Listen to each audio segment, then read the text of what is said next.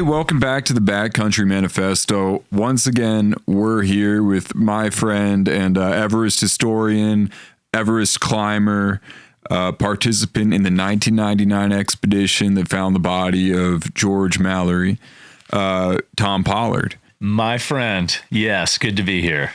Talk to us about your ascent of Everest, or maybe your 4 attempted ascents, right?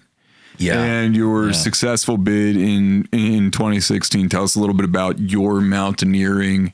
In a nutshell kind of thing? Yeah, sure. Yeah. Well, my first trip was in 99, and I had been hoping to get there for probably 10 years or so. But had you done more high alpine stuff leading up to that? Yeah, I didn't really start climbing until about 1988. I was in my late 20s, and I fell madly in love with it and just went all in on it. I did get into rock climbing, and I loved rock climbing, but I was really into the ice climbing and the alpine stuff, the mixed climbs. So I went to Chamonix and spent a lot of time in Chamonix climbing, doing really cool, long climbs without ropes and stuff, and where you'd have to put your crampons on rocks, and one crampon was in ice and one was on a rock, and you might even dry tool with one ice axe and then one ice axe. I loved that stuff. That was that's the real stuff. And the climbers in Chamonix and the French Alps, that to me was real inspirational because they did cool stuff, and you could, if you can do that, you can climb anything. So it was a natural progression for me to see Everest as something of a destination to test my abilities at altitude, because altitude to me was a place that I hadn't really understood.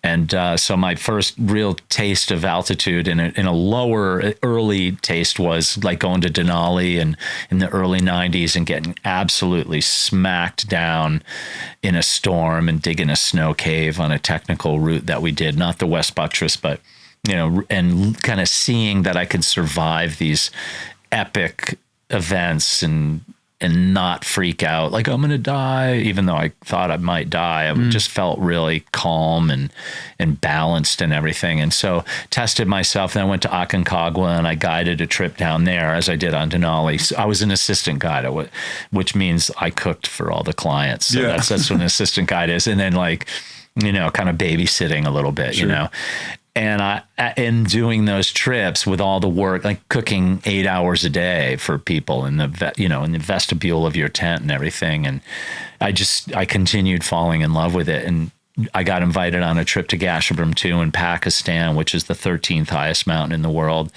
right next to K2, and we got really, really spanked on that mountain, and I could have gone to the summit one day early with this other dude, and we did not renegade it, but we waited for the team to catch up to us and got caught in this really, really bad storm and had to descend through this huge avalanche slope. And I was like, we're definitely going to die. And of course I went first, I was like, there's nobody else here that can do this. They were good climbers and all of them talented and stuff, but I just felt like I've got the temerity and the calmness of mind to navigate through this field of crevasses and stuff. And it was just getting dark. And I remember getting down safely from that thinking, holy shit, man, I could got this thing down. And 3 years later, I was on Everest for my first trip, the Mallory expedition, when his body was discovered. And I was just so all in, but I never got a summit day on that trip. Why was that? Just it just didn't work out that way? Yeah, we went back up the mountain, and it was, two people were going to go search the body of George Mallory up back at the site where he had been discovered on May 1st. And then the rest were going to go to the summit. And I was working for Nova, a PBS documentary. And I just thought, I can't go to the summit. That'd be kind of selfish. So I bailed and decided to go do the Mallory search instead. It was kind of just like a work commitment. I figured I'd be back in a year. And it took me 15 years to get back to Everest. Really? I got back. Yeah, I went in 2014 to do another film, and there was an avalanche that killed 16 people. And you guys bailed off at that they point? closed the mountain, literally closed the mountain. And 2 years later, I went back and had a chance to summit. That 2014 and 2016 was in Nepal. And then a really good friend of mine, an author, big wall climber, North Face athlete, Mark Sinnott, and I kind of hatched this plan to go back to the north side in 2019 to look for Sandy Irvin. I'd found some clues that said, we think we know where the body is. So 20 years after my first expedition, we were back on the north side. So those are 4 expeditions, and as it would turn out, I only had 1 summit day, and I nailed it. It was perfect, but never. And that was in 2016? Yeah, that was a really good one. It was That's good. great. Good to be on the summit and just get it behind me. Yeah.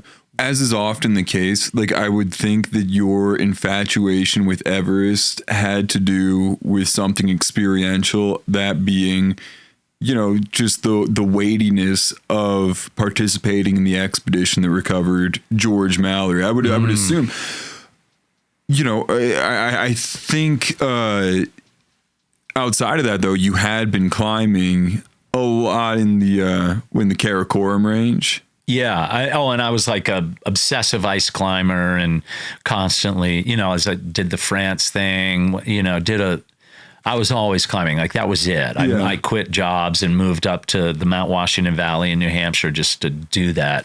Sure. So it was kind of what I did. And I wanted to be a filmmaker in the mountaineering realm. So relationships falling by the wayside and quitting jobs that were pulling me away from it. It was just an all-out focus to get paid to actually go on these cool trips. Right. What do you think about Everest in particular? It's changed, as you can imagine. And when I went in 1999, there were just a few teams on the mountain. It was getting busier then, and the guiding element of Everest had been introduced 1996. Sure. Notwithstanding, you know, the debacle that happened, the disaster of the storm made famous or infamous by John Krakauer's Into Thin Air. The guiding industry was having a slow but a dramatic impact on how Everest really was done. So in the first trip that I did in 99, and then even going to Gasherbrum in Pakistan, you needed to know how to fix ropes and find your own route and not rely on ropes being set to the summit even. Sure. It was, you know, you had to have a lot of ability. If there was a rescue, you should be able to figure out how to rescue yourself or your buddy. And the more that the guiding realm took over, there were people there. In 2014, for instance, it was a wonderful group of people, but I was filming a documentary with the experience that I had, and there was a group of people who wanted to climb Everest, and there was a person there one day doing ice climbing practice in the Khumbu area of the glacier, not the Icefall, and this individual didn't know how to put crampons on. She shouldn't have been there. Yeah, I mean, that's what I thought. And I taught that person how to put the crampons on. It was really actually a pretty cool moment because it was a woman, and she was just this wonderful, amazing person who I'm still friends with. And it was kind of a transformative moment. She's like, nobody gave a shit about me. They were just thought, oh, you're just some fool who doesn't know how to wear crampons. So I was like, look, this is just how you do it. And it's partially true. Yeah, I guess, but like she felt shame, and that I didn't like that, and I felt like, look, you have to relax and be like so focused on the task at hand, and that was what I was really good at. Like, so, you know, there could be all hell breaking loose on the mountain, and if you're able to weed all that out and you know, kind of get all the distractions away and focus. And that's what I was doing in that moment. I was like, I want you to just not worry about all those people up there climbing and making noise and laughing and playing, like, you know, training on this, and just look at your foot right now. I'm going to show you how this works. And it was really cool. And like a year later, I got an email say that was one of the most powerful moments of my life, you know. It was great. And she, because guiding is a thing on the mountain, and she was accepted as a very good athlete, very competent, really fit. Essentially, if you're allowed on the trip, you're right. You have a right to be there. If Nepal takes the money for your permit, you have a right. So it's not me to decide. It's Nepal's deal. It's Nepal's call. Yeah. So, you talk about people ice climbing by Khumbu, right? Icefall. Yep.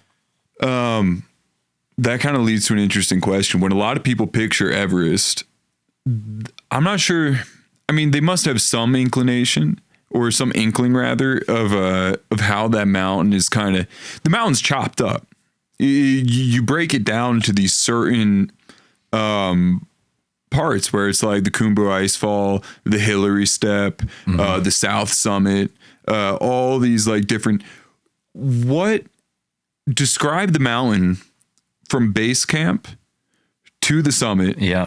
In terms of the major landmarks that you would arrive at and reference, and not so niche like you're planning out your day, but like if you were to talk about 5 or 6 of the major points. Right. Yeah. So without going into too much minutia on this, generally speaking, and my apologies to those who operate in metrics only, I'm going to use feet here, but it's a pretty easy conversion.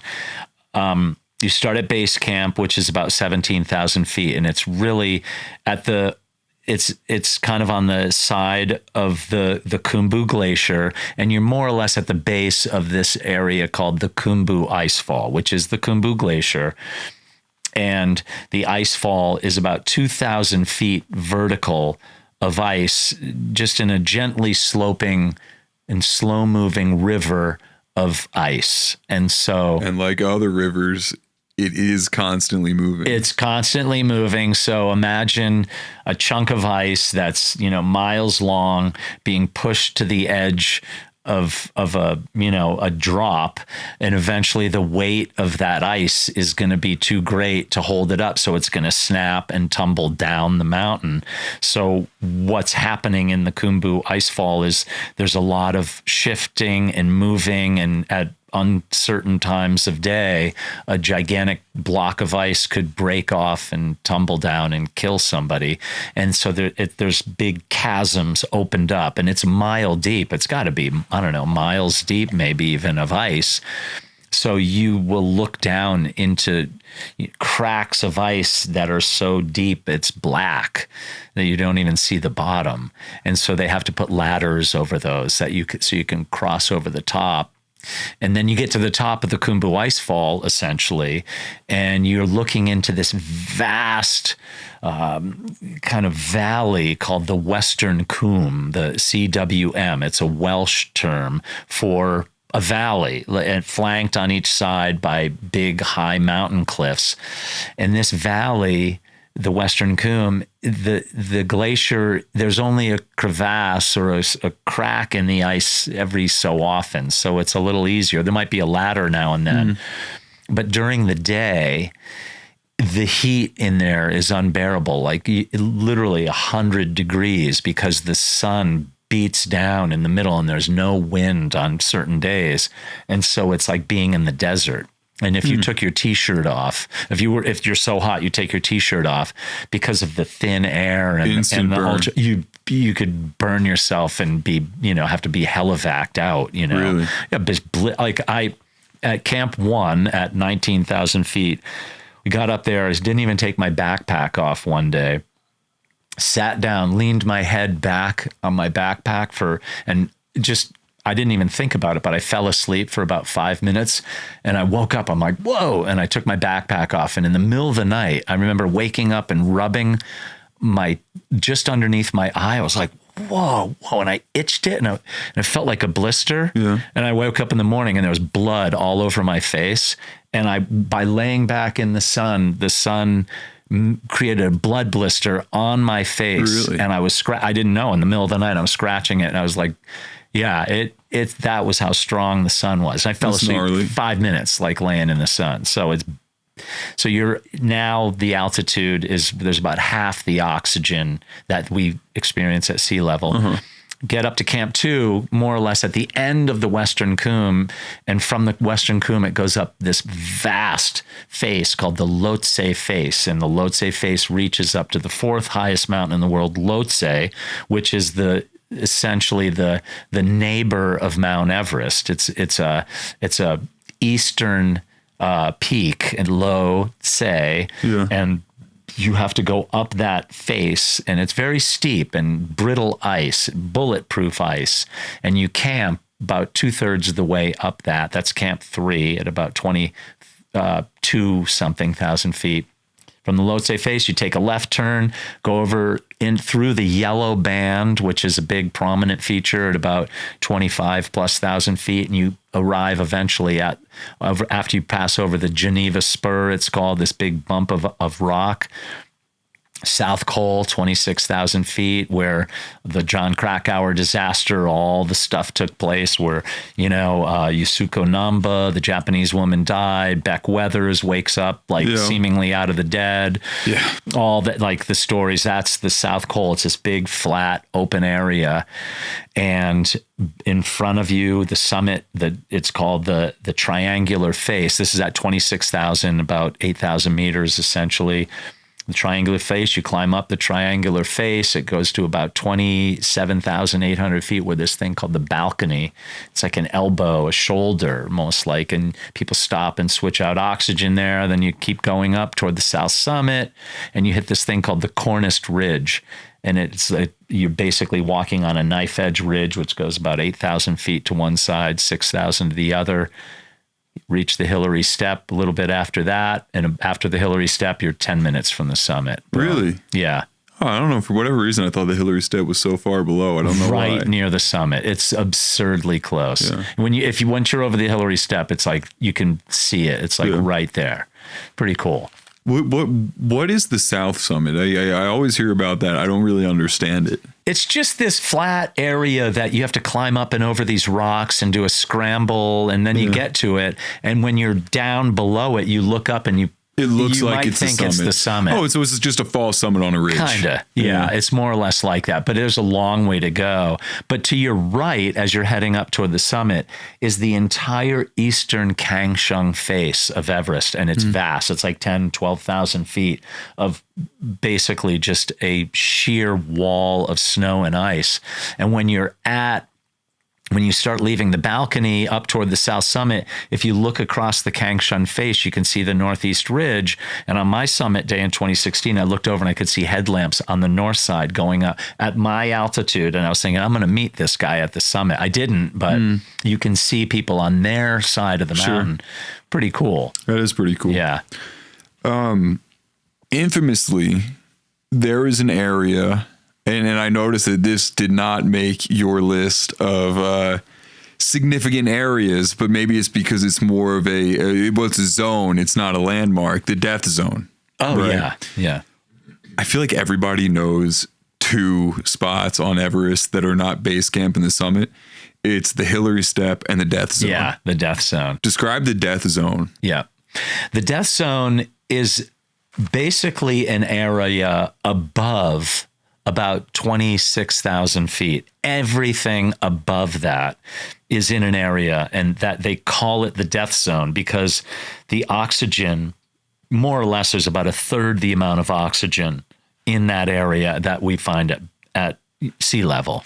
So what happens to the body is it's under so much stress and pressure from the altitude and the thin air is that your body is dying. Like you can't drink enough water, you can't rest enough. Your body's under a lot of pressure to live, and you probably have 36 to 48 hours up there, or you're going to need help getting down. Life cannot be sustained up there, and that's it. So it's any place that hits above the death zone. So when we get on an airplane and fly at 28,000 or 32,000 feet, you're in the death zone. Sure. But we have a pressurized cabin. If they were to depressurize a cabin, you'd be dead in a few minutes. Yeah. Hey guys, show's gonna be back in just a minute. I want to tell you that whiskey that we've been teasing for like weeks now, it's here, and it's available just to you guys in this exclusive link right there. You can see it. We're gonna have it open just to you guys, and then it's gonna be open to everybody. These releases with Take and Sherpa have sold out incredibly fast. It's gonna be gone within a week probably, and we want you to have it first. So exclusive link only for people watching right now. Get yours today. Help us make good content. Help produce a podcast, man. We're a family. Anyway, let's have a drink together. Check it out right here exclusively at sherpa.com. Bye, guys. While the Death Zone is like very compellingly named, Yeah. there are features of Everest that are oftentimes much more deadly and also considerably closer to where you might be fine with altitude. Notably, that Khumbu Icefall that we were talking about.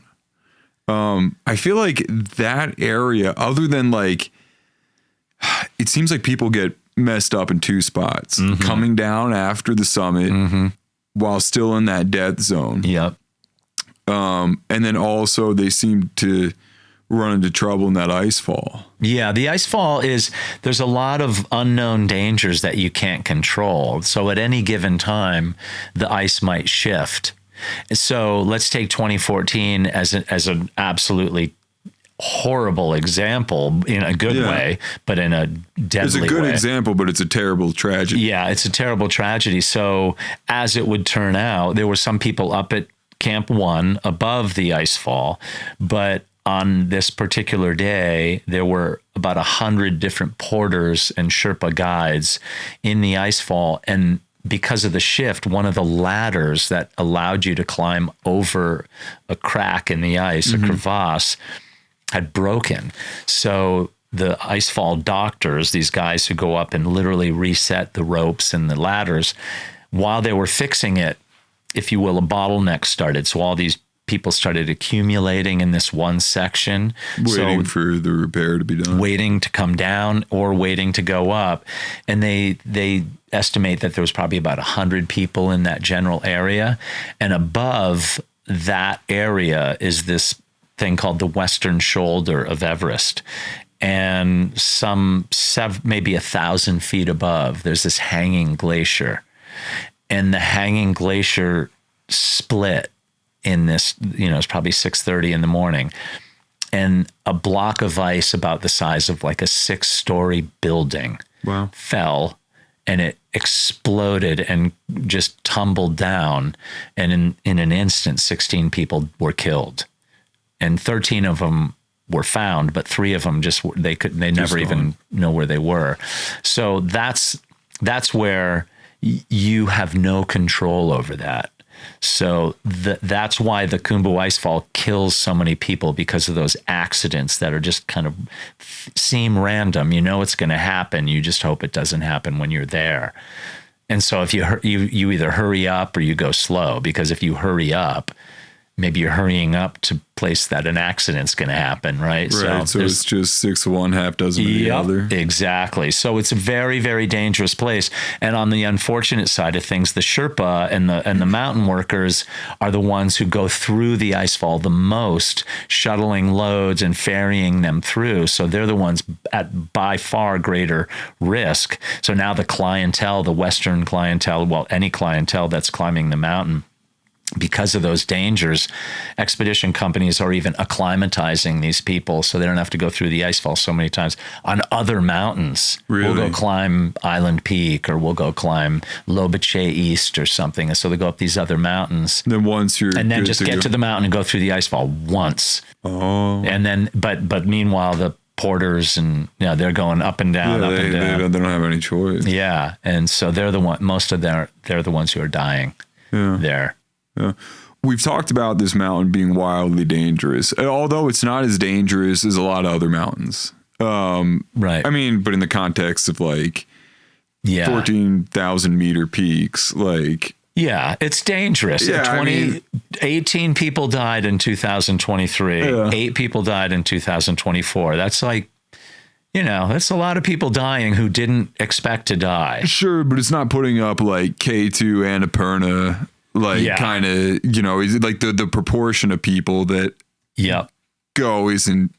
Yeah, there was like a summit to death ratio. I think Annapurna was the king for a while. Like for every, It was like 4 people who summited, one person died. I mean, they weren't the same people all the time, but I think K2 was like 7-1 for like a while. Yeah, K2 was actually not as bad as Annapurna, but now, and I know you're tapping into this whole commercialization thing, and now they're dialing these mountains in, roping it from the base camp all the way to the summit, and they're just getting people in and getting people out, you know? Right. So the summit success rates on Annapurna, which was the hardest mountain, like the lowest success rate of any mountain in the world 2 years ago, in one day, there was like 100 people in a day. And that was almost as much as had ever climbed the mountain.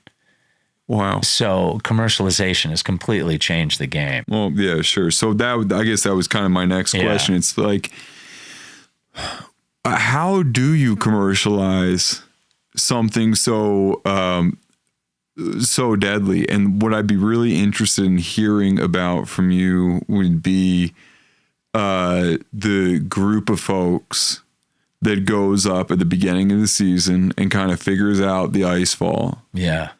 And in particular, I want to know what you think about the Sherpa folks. Yeah. Well, now it's beyond admiration. Yeah. Oh, beyond. Well, first of all, I'll just preface it by saying they're human beings too. Like, the Sherpas are barely human beings. They're superheroes, man. They are superheroes. I don't understand it. They have some physiological predisposition. They live at higher altitudes and everything, but they're human beings too. So I think what happens is, and this isn't to help them at all, but I think they're put up on a pedestal and it's unfair to them. But it's also, I think people think. How do you mean? Oh, these people are gods and they're the heroes and everything. And there are a lot of them out there and they do the heroic things, but they're human beings too. They have an assumption that they'll be all right no matter what happens. Oh, yeah, that they can handle the tough shit. What I'm saying is that they're just as susceptible to greed or to anger or to exploit people as any other human being. I'm not saying they do that. Yeah. I'm just saying that they're put on such a pedestal that people think from the outside they can do no wrong. I guess they're human beings, man. They're amazing. I have so many friends, but they're human beings like you and me. And they've also paid a steep price with all the deaths, all the fatherless families that are out there too. That's true. I guess I was talking more about like raw climbing ability. Oh yeah, they're monsters, and they're so strong. In 2016, when I came down from the summit, my buddy Lakpa Sherpa, who has been up 6 times to the summit or something like that, I thought my backpack was like really heavy. And I'm like, I'm so badass. I'm like the man, you know? And so we got down and we were below the Lhotse face and we hadn't gotten to Camp 2 yet. So we're in the Western Khumbu.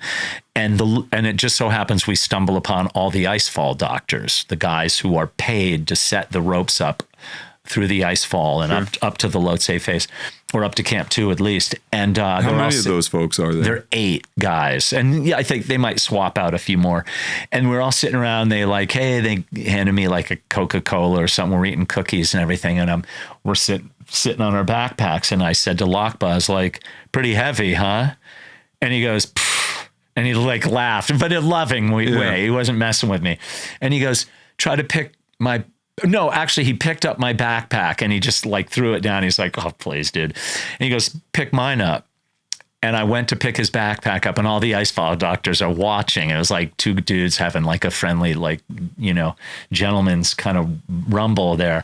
And I couldn't even get it off the ground. Really? And those dudes laughed. They howled in laughter. And I was like, fair enough. And I couldn't freaking believe it was probably 90. I mean, I was baked. I was totally fried from the summit, but it was a heavy pack. And I loved it. I kind of invited it. I knew I was getting set up to get knocked down, but they're bad boys, man. And they're strong and brave, and they're almost to a fault. They're, So cool. We did this in reverse order. Yeah, we did. So now that we've hit the Sherpas, tell me about the commercialization, I guess, of Everest. And I'll tell you where I'm going with this ahead of time. Yeah.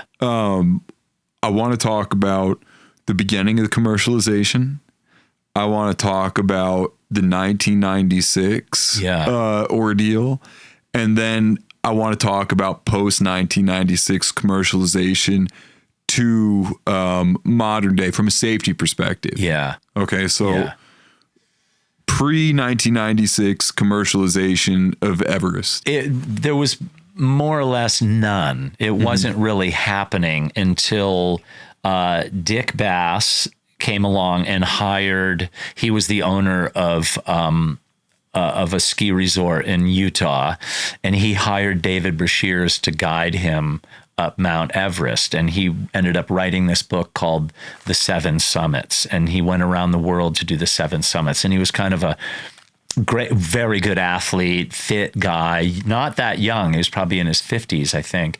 And he, with a movie executive from Hollywood, they were like, we're going to climb the 7 summits. And it was not a thing then, really.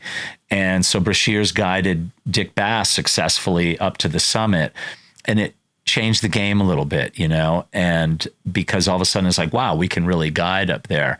And so over the ensuing years, people like Rob Hall, the New Zealander, started guiding people up the mountain and dialing it in. This is how you do it. We're going to put a camp here. Here's how you acclimatize, and we're going to fix their ropes for them. And by then I'm really fast forwarding here. Then you get to 1996, and Scott Fisher with Mountain Madness comes in with Rob Hall and as competitors. They're each going to guide people to the summit of Mount Everest. And as Scott Fisher literally said, we've built the yellow brick road to the summit of Everest. We know how to do it. It's bulletproof. There's no, we're gods, you know? And I think they thought they had it dialed in. And the book and the event, if you will, went down in infamy. You know, 8 people died in this storm that took place in May 10th of that year. And there were clients on the trip who by all rights had no business being in such an environment, because they didn't probably even know how to put a harness on, or they wouldn't be able to extricate themselves if they fell into a crevasse or something like that. And Scott Fisher dies, Rob Hall dies, clients die, and John Krakauer was on Rob Hall's expedition, and he wrote the book, and it started with an article for Outside Magazine, and they rushed it to print. He wrote about all the deaths and everything, and really, he was very self-deprecating. He said, like, I didn't know what the hell I was doing. Great climber. Krakauer, definitely a very good climber, but never been to altitude. But he wrote this tell-all story in Outside Magazine, and they turned it into a book. It became Into Thin Air, a bestseller. It's probably, I can't even imagine how many copies it sold around the world now. And he was of the mind that it was going to detract people or deter people from wanting to go to the mountain, and had the opposite effect. Like, whoa, man, you can die up there and they guide you. And so it literally just started picking up from there. By the time I got to Everest in 99, I was on the north side, so it was different. It was pretty quiet. Let me ask you about that real quick. So one of the problems with the 1996 expeditions, and not only in the Fisher party, not only in Rob Hall's party, was that there were other climbers from different parties on the mountain who were either doing like kind of budget stuff or had these kind of erroneous sort of permits, right? And part of that was because there were 2 different types of permitting system, right? Wasn't there a big thing between the prices that China was charging for a permit and the prices that Tibet was charging for a permit? Yeah. I don't know if, to be honest with you, I don't know if people were guiding in Tibet at this time in 96, but there were teams over there. And or maybe it was the Nepalese government? The Nepal government, the difference between the 2 teams, if you will, the North, the Chinese have more strict regulations on guiding. You have to be an approved expedition operator in order to bring people there. And you have to have a resume if you want to be a client there. You have to show that you've got experience, climbed a mountain over 8,000 meters or something like that. In Nepal. Oh, I said 14,000 meters earlier. I know you did earlier, but I love that. I thought that was really cool. That's pretty high. That's high. Imagine. Oh, there'll be a lot of unclimbed mountains in this world. Don't at me, folks. But in Nepal, it's basically anybody can guide and anybody can climb. So there are expedition operators who carefully vet their clientele. And I'm not to exclude anybody, but I can think of a few like International Mountain Guides, like Eric Simonson's company. They vet their clients. They'll bring people with not a lot of experience, but they really vet them out. Like, you're only gonna be able to go if you have this 2 Sherpas with you and this guide in a group. And then, they go up to a one-on-one American guide or Western guide or something. And then you've got like Garrett Madison and Lucas Furtenbach and Mike Hamill of Climbing the Seven Summits. These guys are like, or Adrian Ballinger from Alpenglow, who does these rapid ascents on the north side. They're like, I'm not going to take you on as a client unless you can prove to me that you're really not going to kill people up there. And that's the upper echelon of the thing. And I've really fast forwarded. We just missed like decades of stuff, and we can kind of go fill in some blanks. But in Nepal, because there's so little regulation, there are essentially these renegade, I call them renegade companies that should be run off the face of the earth, that they're Nepali owned, and I'm going to leave it at that will take anybody's money. If you can pay the money to get there, and these are low budget, like $35,000, we'll do all expenses paid, up to, Adrian Ballinger's rapid ascent might be $175,000, or Mike Hamill, who has a masseuse at base camp, and they make, they have a cafe, and you have a bed, like a 4-poster bed and a heater in your own little en-suite bathroom. And I'm not kidding you, dude. It's awesome. I mean, like, why not? On the other hand, I've never had that kind of pampering and stuff, but but then these low budget operators who are catering to not wealthy clientele. So you've got, let's say, in the subcontinent of India and stuff, it's a different kind of income base, right? So, and it means different things to climb Mount Everest in the United States as it does in India, where they might take 50 people who came up with $35,000, borrowed it from their parents, or sold everything they owned, or, to go to Everest. They'll take the money. And these are the real renegade guys. This is like, I'm not going to say any names because I'm not like a, forensic research or anything, but I could but what they'll do is they're really exploiting these people. So let's take, for instance, in 2023, a company accepted money from a woman, a 50-some-odd-year-old Indian woman who had a pacemaker. I mean, and I'm not saying you can't climb Everest with a pacemaker, because I actually know of a woman who's endeavoring to do so, but she's going to Mount Shasta, literally probably as we're speaking right now, out west here. And she's going to try, 12,000 feet, and then she's going to go to Aconcagua, and she's going to do it step by step with Adrian Ballinger, who's the absolute man. And if Adrian Ballinger thinks it's going to kill her, he's going to pull the plug on it. These guys get this woman there, and they take her money, and she's dead. She's dead now, right? There's just no freaking way. She's just living a pipe dream. And so what they'll do is, as they're trekking into base camp, or they go in the Khumbu Icefall, some guy says, I have a headache, I'm really sick. They're like, oh, we better get you a helicopter evacuation. They ship him out, they keep his money, and he's gone, and they get to send any people who are helping provide for him home. So that $35,000 costs them nothing. So they make all that money. And they're exploiting these people who have a dream, like, I'm going to be famous or something like that. So, but how we got to that place is, over the years after 96, it started ballooning, and they dialed it in. And then like the Sagarmatha Pollution Control Committee, instituted this thing about the Icefall doctors. The Icefall doctors set the ropes from base camp, or this thing called crampon point, where you put your crampons on, all the way up to Camp 2, and then there's another team that's paid from Camp 2 literally to the summit, well, maybe 50 feet from the summit. The mountain's roped. And everybody thinks, oh, it's so easy. It ain't easy. Yeah. It is a mofo of a climb, but it's safer now.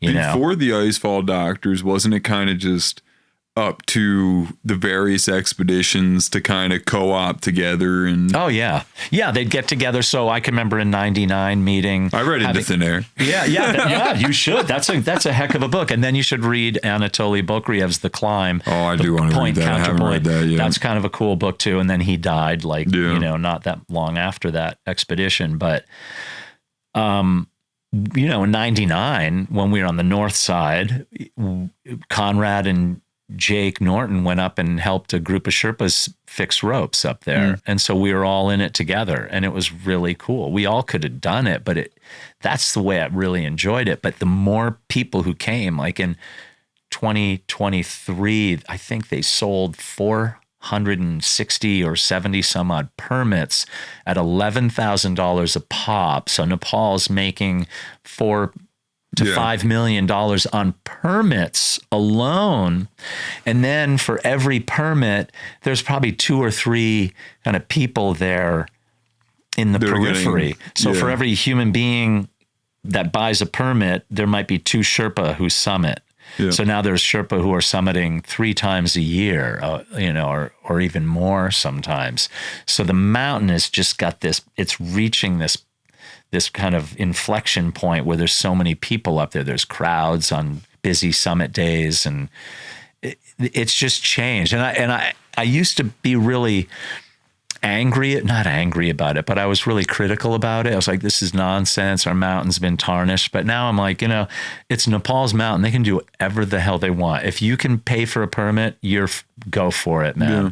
It's Everest. It's not, if you want pure quiet in the mountains, there's hundreds of thousands of mountains that there's nobody at. You want to climb the highest mountain in the world, this is it. Yeah. Do you think that Everest today is more or less dangerous than it was maybe pre-1996?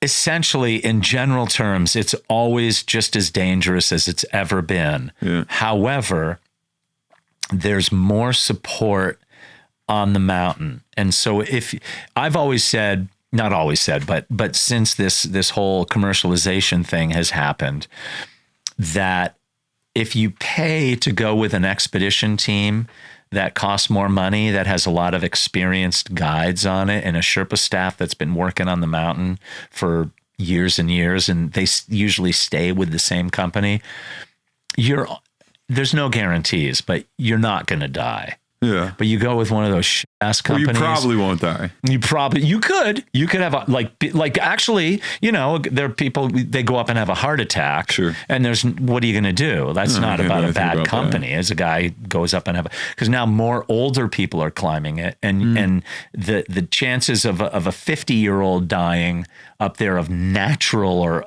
unknown causes is a lot more than a 30-year-old dying. And now there's 60-year-old guys going up there, people going up there.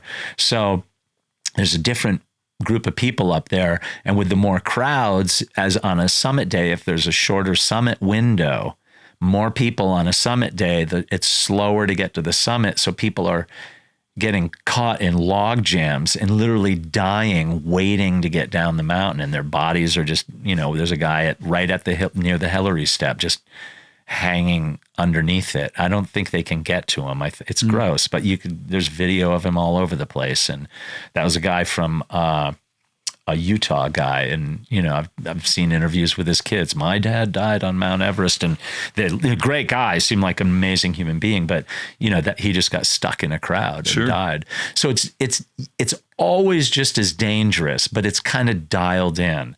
I always say, like, if you're going to do Everest and you're going to pay 50, pay 100, but you got to save the money. Only rich, arrogant people go climb the mountain. It's so not true. You know, you save your money. If you want to buy a 50,000 trucks, a big pickup truck costs $75,000 now.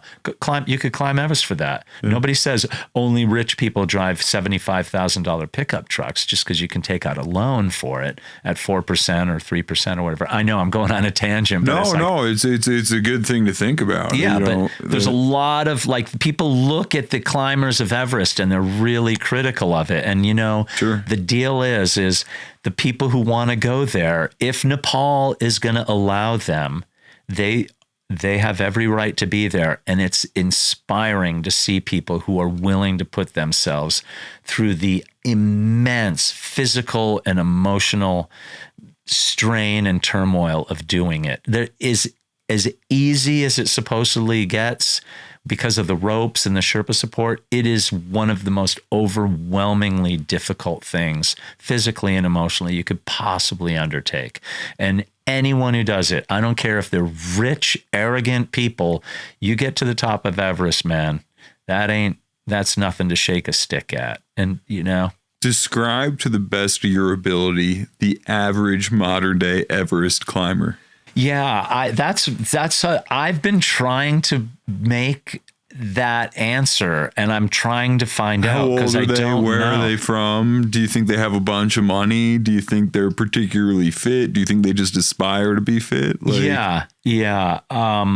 Well, I think there's a lot of people. The majority of clientele being paying to go climb the mountain. Are there more men than women that climb it? Yeah, it's probably, I think it's like 80% men. 80% men. But that's a lot more. Okay, the women used to be way lower, but more and more. And there's some really oppressive women who are moving up through the ranks. So we'll call the average Everest climber Mike. Yeah. Describe Mike. Yeah, or it might be some Indian name. Okay.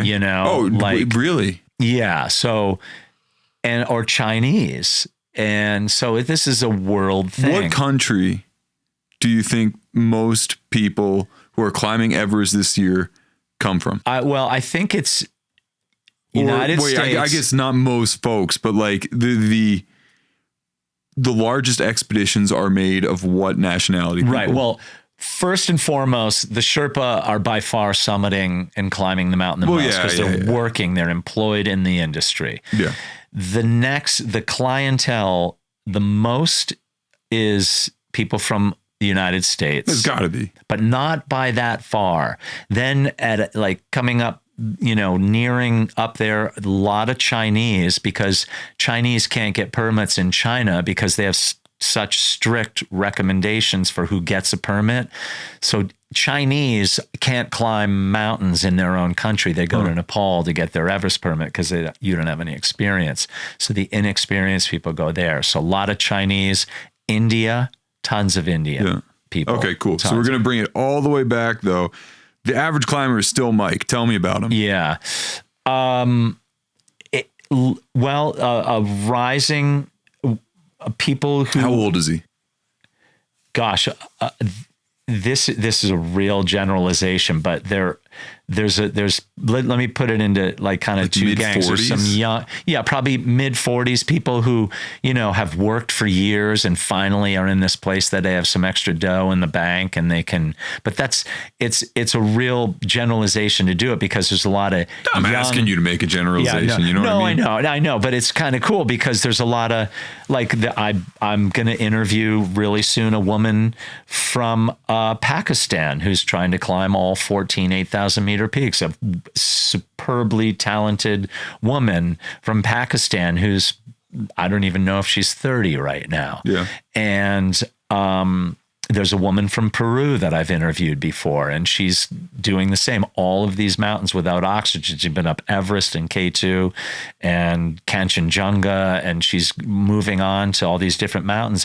And she works during the year cleaning houses and scrapes and goes up without Sherpa support, doesn't spend money on oxygen. That's badass stuff. Yeah. So that's one end of the spectrum. That's really exceptional. Tell me more about Mike. And then now Mike is a guy guy or a person who's been working and he's nearing a retirement age, is still making good money, and believe me, I don't know this from experience because it ain't me. I'm not Mike, but he might have $1 million. I was $500,000 in the bank or something. He's like, I'm going to go to Everest. So he hires one of the more boutique kind of climbing expedition companies, climbing the 7 summits or Madison Mountaineering. And he's like, I'm going to drop $150K on this, and I'm going to go. And you are, there's no guarantees, but if you hire Garrett Madison's company, like this year, Garrett Madison climbing the 7 summit, 100% success rate. Shut up. And nobody ever dies. No. They don't die.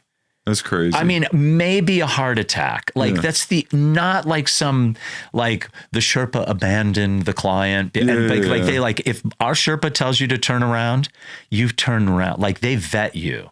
Like these are like educated people who know what they're up against, probably married, have 2 houses. I don't know. Like does Mike show up in as good a shape as he should be in? Oh yeah. Some of these guys are fierce. Yeah. Monsters. Yeah. They just are freaks. You think on average, the person who shows up to climb Everest with a guide on one of these expeditions is in such a state of physical fitness that it does not surprise you that person is there? No, they are obsessed with it.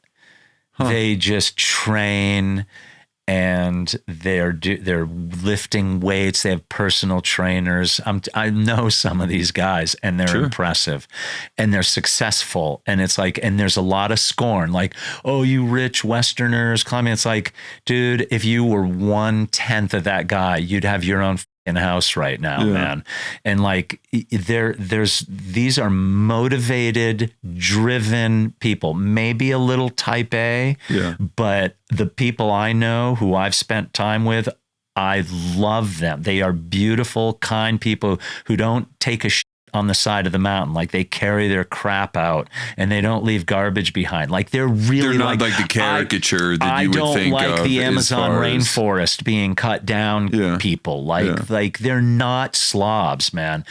By the way, the people leaving the garbage up there are the low budget expedition companies who cut their logos out of the tents and they run the ass down the mountain. Really? It's not this is where like people from the outside just don't get it. And they also don't know how freaking hard it is to be at 26,000 feet for 5 minutes, let alone for, 3 days and they have to go to the summit and down, So I'm not making excuses for anybody, but Mike is a really motivated, probably fairly successful individual, and there's more women coming up, and they're tough, man. Sure. Well, maybe next time you're on the show, we'll talk about Amanda. Amanda, Mike, they're married. Well, no, it's interesting, man, because like you feel as if a lot of these folks are, if you're listening to the stuff that the media says, right, are like these kind of type A folks that are in over their heads that don't have any business in being in the spot that they're in.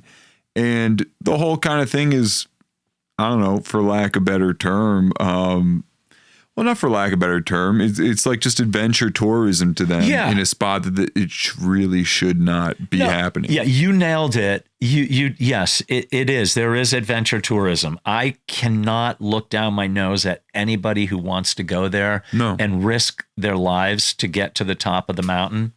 And because I'm such a hot shot, I can like judge them. Like I'm just a slob like anybody else, right? And so I don't really mean that like I'm not. No, I know what you're saying though.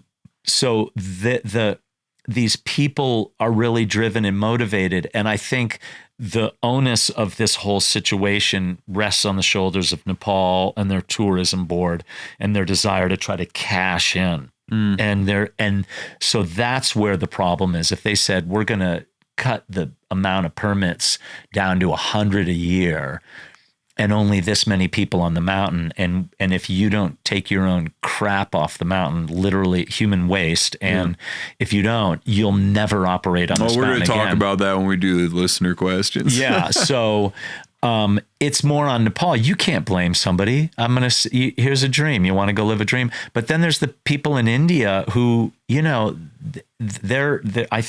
it's a whole different world out there. And so they might use a lower budget. I'm not saying people in India don't have wealth and stuff. But there's a different kind of populace that's going there. And I think a lot of them are being exploited by those low budget companies. What's your favorite thing about Everest?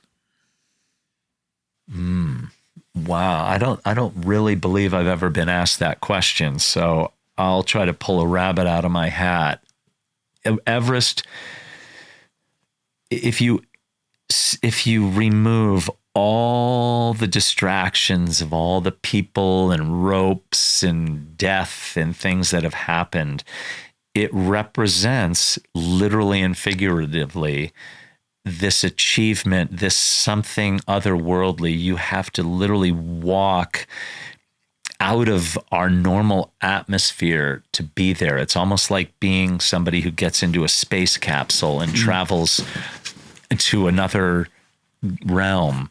And it is always, it's always represented to me a transformative kind of spiritually place that I go to discover what's inside, not what's up there.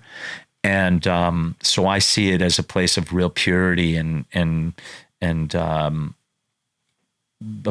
place, in addition to that, that's helped me find a lot of friends who I love so dearly. So I don't think about all that distraction stuff. It's just, man, we want to leave this planet more enlightened than how we entered it. And Everest represented that to me. And so I went after it, like kind of seeking spiritual enlightenment. And I use that in a real simple term, but that's what I was after. I wasn't after like, oh, I climbed Everest. Like, who gives a shit, man? It's do you think do you think that the dream of Everest can exist without the consequence and the macabre kind of nature of that consequence and the visibility of that consequence that exists on the mountain? It's over, man. It will never go. Not anymore. I mean, I think that people go there for the same reason I do. Yeah. Or did. Well, no, I guess what I'm asking is like, do you think that the death and the visibility of death and the terrible danger that Everest represents, like how much of the allure do you think that is? Oh, big. Oh, that's huge. John Krakauer thought it would his book would distract people, and it skyrocketed it. Suddenly everybody wanted to go. That was, I will admit, part of the draw for me. You could die doing this. I never thought I would, but like you could die. And I was really just had this sense of curiosity. What's it like to see like a dead guy, you know, or somebody, you know, what would that be like? You ever see that Green Boots guy? I have not. That's on the north side, and he's in a cave on the northeast ridge. I only got to 27,200 on the north side. So, and he's been moved. Like he's apparently like, you can't really see him anymore or tucked deeply in there. I know a lot of people have seen him. I've talked to Russell Bryce from Himalayan Experience, who had his Sherpas go up there. Do they still use certain bodies though as signposts in a way? Or is that kind of, I mean, I wouldn't say it's overblown, because obviously like Green Boots is like, okay, yeah, this is that cave because there's a dude with green boots. Yeah. You know, it does happen, but people are saying it's more of a writer's detail. It's just more people on the outside saying there's so many dead bodies on the mountain that you have to walk over dead bodies to get to the summit. And the bodies get removed mostly. I mean, I've seen people who've been there for years and stuff, but like this year, I interviewed a 19-year-old kid who saved his money and went and climbed the mountain just recently.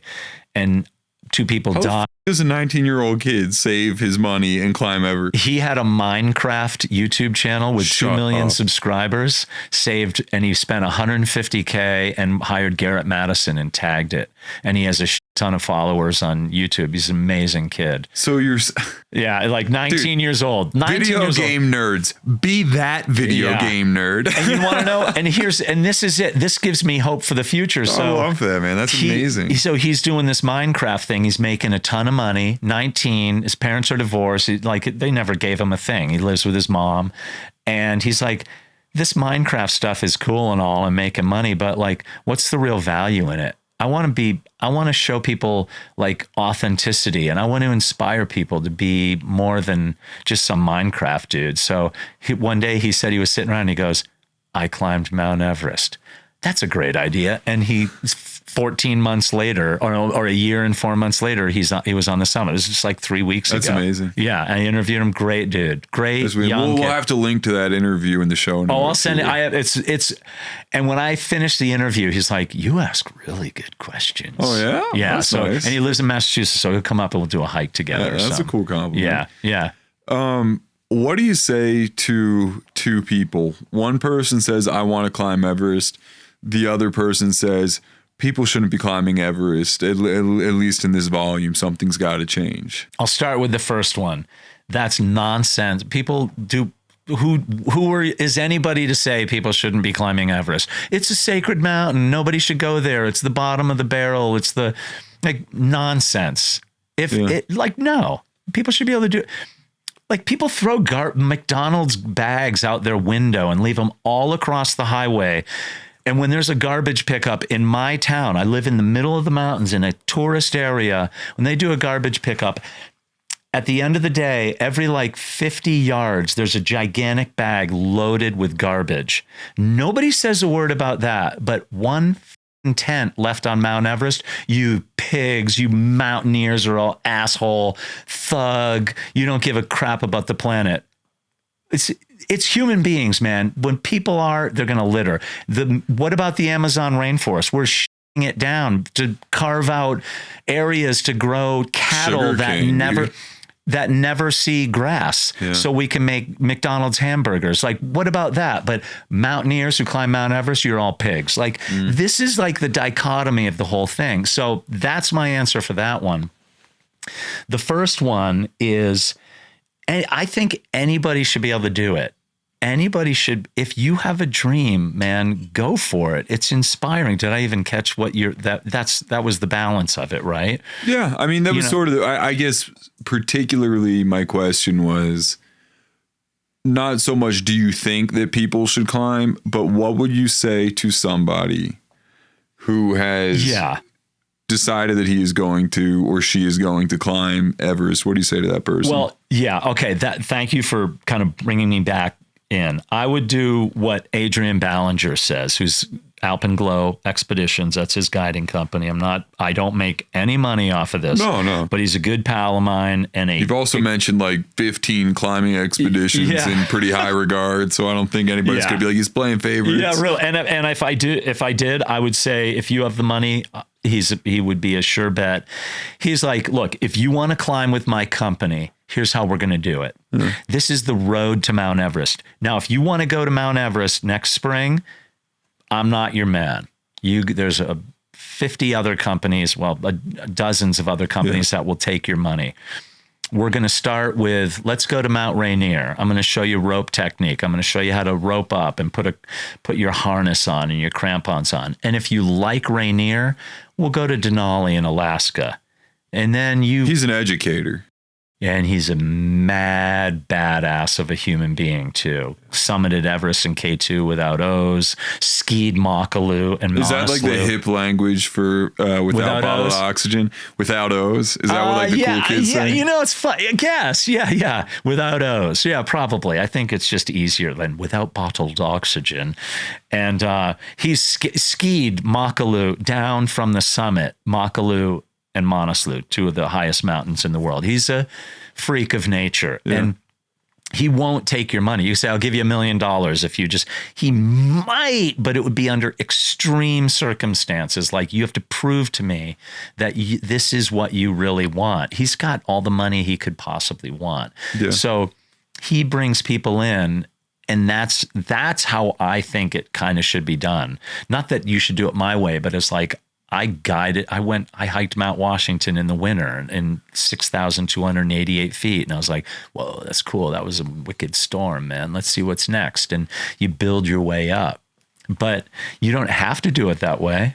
But Nepal, if Nepal takes your money, you're allowed there. But I think the way to do it is to graduate up and not say, I'm going to be an Instagram star or a TikTok star. I'm just going to go bang out Everest. It's my first mountain. And it's happening. It is true. But it doesn't make people bad. No. It's just a different world we live in right now. I grew up, in the 1960s and 70s, and I looked at Everest in a different way. I looked at that's where you go for peace and quiet. And when you summit Everest, when I fell in love with Mount Everest, only 200 people had climbed it, and I knew who they were. I knew their names, and now it's like 7,000 or 8,000 or something. It's like, it's a different world out there, so.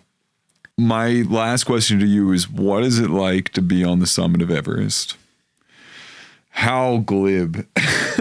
Yeah, what is it like? I can only tell you what my experience was. Yeah. And I won't turn this into a 15-minute answer. You can, okay. I left my high camp with Lakpa. Most of the teams were off the mountain on the south side, Camp 4, 8 o'clock, thinking it would take us about 8 hours or so to get there. And the sun would be slowly close to rising. We'd spend an hour or so on the summit. We ended up getting there at 2:40 in the morning, but it was under the Buddha full moon, like the full moon of May. And that's marks the birth of the Buddha, right? Cool. And it was this brilliant full moon. And the emotional part for me was about 15 minutes before. Even on the Hillary Step, which was really close, I just scrambled up and over the Hillary Step, and then I could see, there it is, and I just started kind of laughing and shaking my head like, oh my God, this is actually going to happen. And I got a little bit emotional right there. But when we were on the summit, it was more like a business transaction. Like, let's get the pictures. Let's disperse the ashes of my family. Would you tell that story? Yeah. So we get to the summit, Lakpa and I. It's 2:40 in the morning, and as I found out, eventually, it was the peak or the apex of the full moon, 2:40 in the morning. Oh, really? That's pretty cool. We summited at the exact precise highest of the full moon in Nepal. It was pretty cool. Did you start glowing and I did. like infrared stuff, and you could see, miles and miles away, and an undercast of clouds and the mountains sticking up from them. And so I said to Lakpa, respectfully, because as somebody wanted to disperse Sir Edmund Hillary's ashes from the summit, and Nepal said no. So I'm thinking, I'm not just going to pull out ashes of my brother, mother, and father. I'm just a small capsule of them. I asked Lakpa, I said, hey, would you be cool with that? And he goes, oh, yeah. So Lakpa's your Sherpa. Lakpa is a Sherpa, and he's just this beautiful, amazing young guy that I just like brothers with, and so he's like, yes, of course. And so we stood shoulder to shoulder and hold the ashes out in front of me, like, okay, ready, and I was like, and I kind of just said a little prayer to myself and silently, and I threw the ashes up in the air, and the wind, a gust of wind, just pushed all the ashes right into our faces. And it went in our mouths. Like, you could feel, it was like chewing on like somebody had just thrown sand in my mouth. Like, and I looked over at him, and he howled in laughter, and we hugged. And so if anybody's ever seen The Big Lebowski, you got to watch the movie. But it was a Big Lebowski moment. So all the ashes just went into my eyes, rubbing my eyes, and it was this beautiful thing to kind of set these people free from the summit, because I knew they were kind of there with me the whole time. It was a great moment. Everybody, thanks for watching this episode of the Backcountry Manifesto podcast. If you want more Backcountry Manifesto, go ahead and check out one of these links right here. And make sure to share the podcast with your friends, comment, like, subscribe, do all that good stuff. It really helps us out. Again, thank you very much for watching. Now go check out one of these things. I like this one. This one was a good episode, I promise.